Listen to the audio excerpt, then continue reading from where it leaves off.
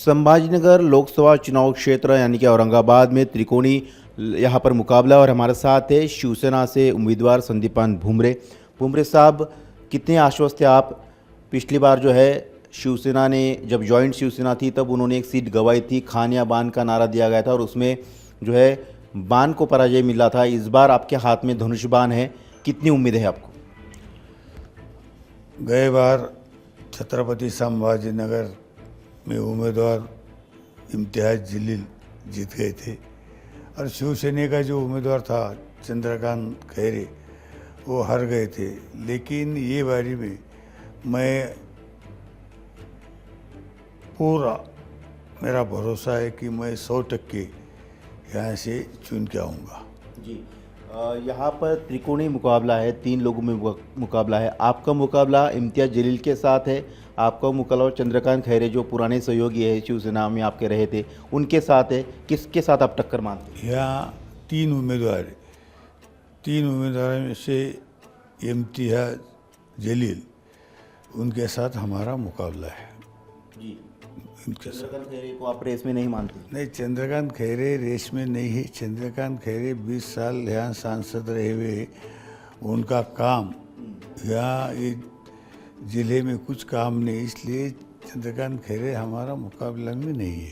जी, तो आपके और AIMIM के इम्तियाज जलील इनके बीच में मुकाबला है।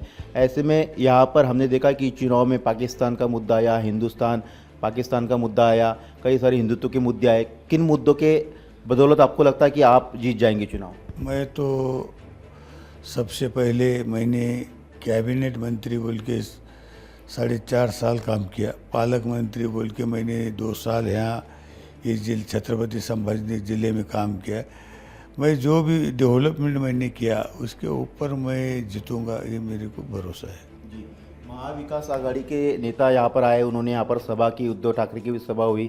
वो लोगों ने नारा दिया कि आपको इस बार जो अब की बार जो है 400 पार नहीं होगा, अब की बार तड़ीपार होगा। आपको क्या लगता है कि जनता इस बार क्या करेगी? जनता ने ठहराया है कि वह नरेंद्र मोदी साहब को PM तीसरी बार बनाना है आणि 400 पार जो मोदी साहब का नारा है, BJP का नारा है, मैं बोलता 400 पार पक्का 400 पार हो जाएगा, सब 400 पार संसद आएगी, ये मेरा को भरोसा है। आपकी सीट भी निकल जाएगी, बहुत टफ मार्जिन से निकलेगी, टफ फाइट है ऐसा बताया जा रहा है यहाँ पर।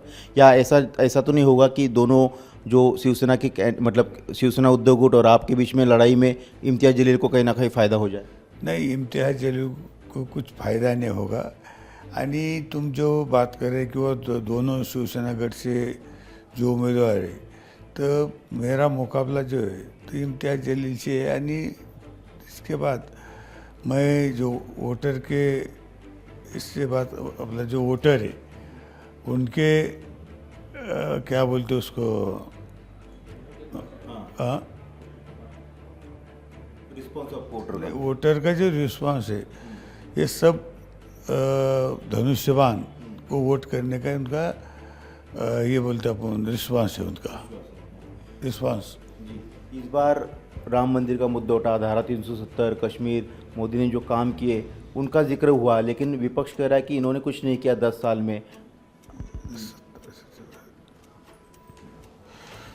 मोदी साहब ने बहुत काम किया 10 साल में।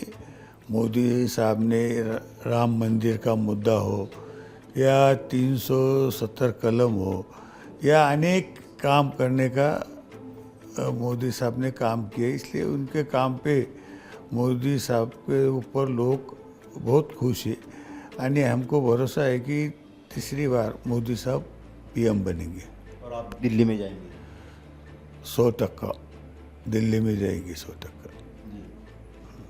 तो ये थे संदीपान भुमरे, जिन्हें साफ तौर पर विश्वास है कि जिस तरह से महाराष्ट्र सरकार के काम है, इन्होंने पालक मंत्री, गार्डियन मिनिस्टर रहते हुए जो काम किया और मोदी सरकार ने 10 साल में काम किए, उस काम के बदौलत एक बार जनता यहाँ से शिवसेना को यानी कि NDA को जीत दिलाएगी और एक बार फिर से 400 पार के जो नारा दिया है वो जनता सही साबित करेगी और संभाजीनगर औरंगाबाद की जो सीट है इस बार NDA के पाली में आएगी। कैमरामैन सागर खाड़ी के साथ सचिन चौधरी, इंडिया TV, संभाजीनगर, औरंगाबाद।